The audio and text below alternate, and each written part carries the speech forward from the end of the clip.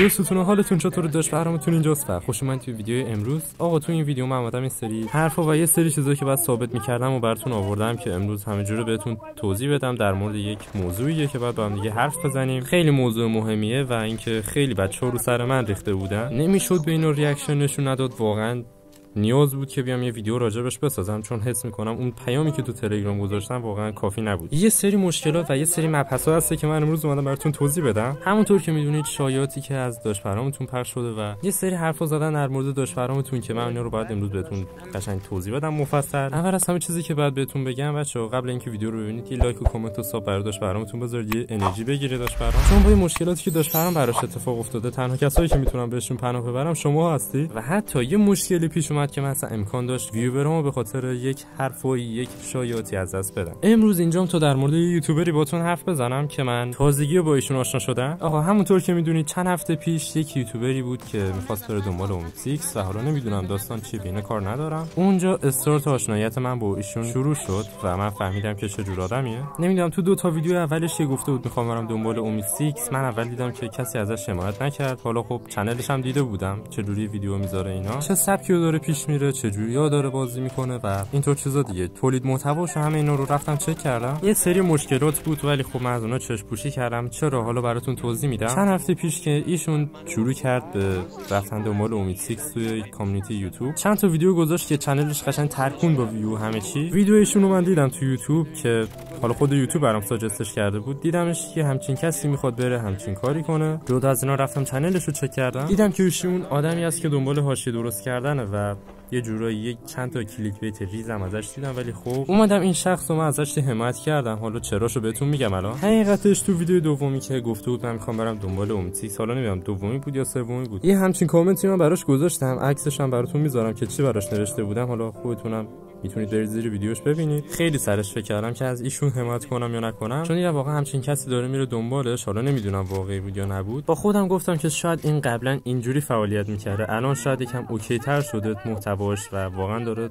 تلاش میکنه واسه محتواش. گفتم یه حمایتی ریزی ازش بزنم. یکی از ویدیوهاشو زدم، اد زدم تو یوتیوب کامیونیتی. گذشت تا ببینیم که داستان چجوری پیش میره. با خیلی از یوتیوبرها رفت تو حاشیه، با خیلی دعوا افتاد. اگه از ویدیوهای قبلانی که این داداشمون گذاشته بود و یادتون باشه، قبلا چند تا ویدیو از متین تی ام ایکس گذاشته بود. حالا اول اومده بود شروع کرده بود که به متین تی ام ایکس زنگ زدم و نمیدونم در مورد همین اینفرنو اینا حرف زدن در مورد یوتیوبرها. بعد از اون ویدیو با متین رفت تو حاشیه، نمیدونم متین تی ام ایکس تبره، نمیدونم تبرم کرده این حرفا. راستیتش خودم اصلا توجه به اینا نکردم تا وقتی که خود متین اومد به اینا واکنش داد و در مورد این داداشمون ویدیو درست کرد که داخل این ویدیو خیلی از چیزا رو ثابت کرد، خیلی از چیزا رو توضیح داد با مدرک و این چیزا که حقیقتش منم اینا رو شنیدم واقعا ناراحت شدم. حاشیه خیلی برای خودم درست شد، خیلی حرف پشت من در اومد. بچه‌ها و دیدگاهشون نسبت به من عوض شد. اصلا گفتن که مثلا بروز وایتی ما ازت انتظار نداشتیم، ازت توقع نداشتیم همچین کاری کنی، واقعا تونی که ما میشناختیمت اونجوری نبودی. خیلی کامنت ها برای من اومد که همشون هم خودم جواب دادم که امیدوارم این جواب دادنای من یه جا کمک کرده باشه و الکی نبوده باشه. اگه ویدیو متین رو دیده باشید از دقیقه 14 به بعدش که در مورد من حرف میزنه، این فردی که میخواست مثلا بره دنبال امید سیکس قبلا یه ویدیو در مورد متین درست کرده بود. حالا در مورد متین نبود، یه جورایی کلیک بیت بوده. البته یه جورایی که نه دیگه، واقعا کلیک بیت بوده و واقعا اون متین نبوده، چون خود متین اومده بود تو ویدیوش گفته بود که من اون نبودم و یه سری بچه‌ها فکر کرده بودن که اون شخصی که اونجا رفته بود من بودم. جدا از این خود متین فکر کرده بود من بودم و واقعا از دست من خیلی ناراحت شده بود. از اون طرف به خودم خیلی فشار اومد و خیلی هرس خوردم که چرا من بعد الان همچین چیزی شده باشه برای من، چون طبق گفته‌های متین می‌خواست انگار در مورد من یه ویدیو درست کنه و بگه که به بچه‌ها ثابت کنه که صدای من شبیه خودم. و حالا از اینا اصلا جدا شیم، اینا ربطی به ویدیو نداره. اون قسمت واقعا من اعصابم خیلی خورد شد، چون خیلی داشتم تلاش می‌کردم که متین یه واکنشی به ویدیو من نشون بده یا بیاد مثلا یه کامنتی برای من بذاره که آقا محتوایی نمیدونم بروز وایتی اسکی نیست، حداقل بگه اسکیه که من اینطوری فعالیت نکنم. هرچند میدونم متین همچین آدمی نیسته که بیاد بگه مثلا اینطوری فعالیت نکن و رو ویدیو صحبت نکن. به هر حال هر چیزی ممکنه و هیچ چیز غیر ممکن نیست و سر همینم خیلی استرس داشتم. سر اصل مطلب بریم. آقا این فرد اومد یه همچین ویدیویی درست کرد که مثلا با متین تی ام ایکس مصاحبه کرده یا زنگ زده بهش در مورد یوتیوبرها حرف زده. بچه‌های چنل یا بچه‌های چنل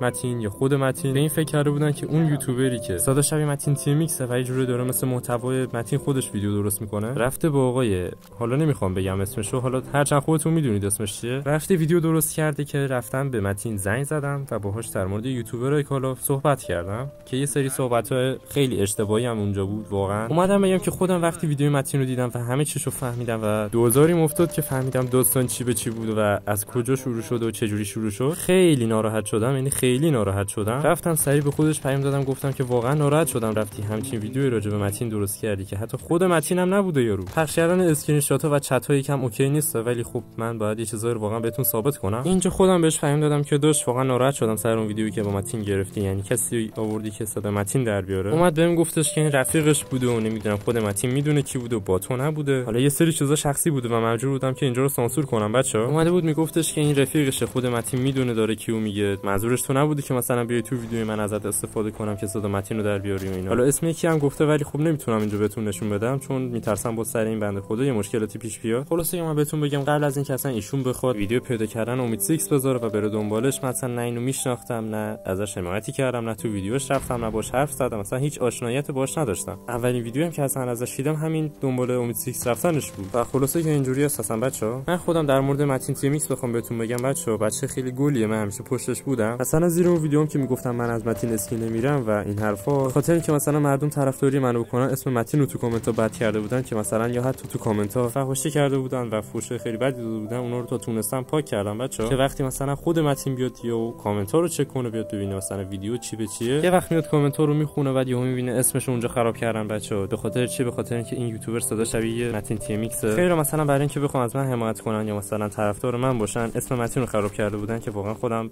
میخواستم یه ویدیو راجعش درست کنم که بچه‌ها اسم کسی رو خراب نکنید. خیلی‌ها به خودم هیت داده بودن، خیلی‌ها سر همین قضیه به متین هیت داده بودن، خیلی‌ها هم طرفداری متین رو کرده بودن به من هیت داده بودن. اینو هست بچه‌ها. کلا کامیونیتی کال آف بچه‌ها جوری شده که همه یوتیوبرها از هم دیگه دارن مدرک در میارن و این خیلی زشته و بده. این اینو لو میده، اون اونو لو میده، همه دیگه رو لو میدن، آخرش کامیونیتی کال آف به هیچی برمیگرده. وگرنه کامیونیتی کال آف دیوتی موبایل تا همین یه ماه پیش خیلی ساکت بود، همه داشتن فعالیت خودشون رو می‌کردن، کلاب می‌زدن با هم دیگه، ویدیوشون رو می‌گرفتن. تا اینکه یوتیوبری اومد همچین چیزی ویدیو درست کرد که بخواد بره دنبال امید سیکس و کل کامیونیتی رو به حاشیه کشید و کل یوتیوبرها به حاشیه افتادن. حالا کلشون هم نه ولی خوب اون اصلیای یوتیوب که خیلی گنده موندن و حسابشون خیلی زیاده، مثلا مازیار بنگ و متین تی ام ایکس و ریپر و احمد و اینا همشون بودن. حالا به خاطر چی به حاشیه افتاد؟ به خاطر اینکه مازیار بنگ و نمیدونم ریپر و اینا از علی حمایت نکردن. حالا علی همین داداشمون بود که می‌خواست بره دنبال امید. نمیخوام بگم اسمش رو، نمیشه دیگه، خودتون میدونید دیگه بچه‌ها، من نمیگفتم میدونستید اسمشو، یه چیزی نبودم بخوام مخفیش کنم، تابلو بود. و خلاصه که چیزایی که می‌خواستم بهتون بگم و گفتم، هر چی که ثابت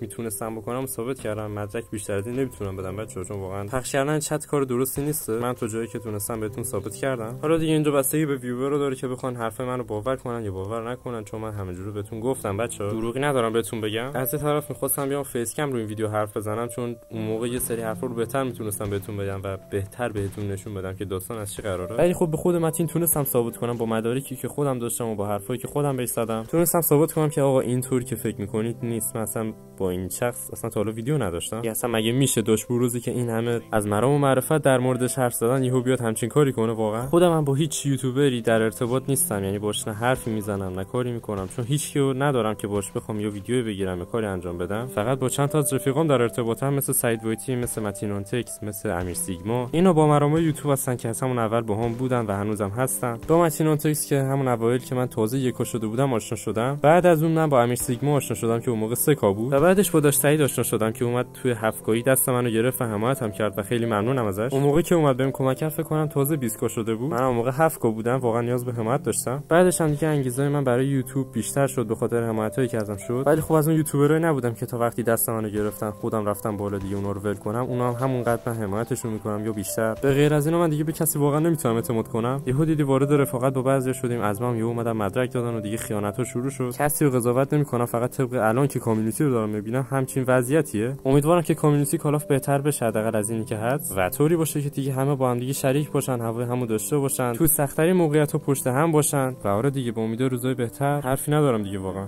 عشقای منید، همه توانمو براتون گذاشتم که بهتون ثابت کنم. امیدوارم حرف من به درتون خورده باشه. مرسی که تا آخرین ویدیو رو تماشا کردید. لایک، کامنت، سابسکرایبتون فراموش نشه بچه‌ها. دوستتون دارم و امیدوارم که وضعیت کامیونیتی کال آف دیوتی موبایل بهتر شه. ممنونم از همتون و تا ویدیوهای بعد. بای بای.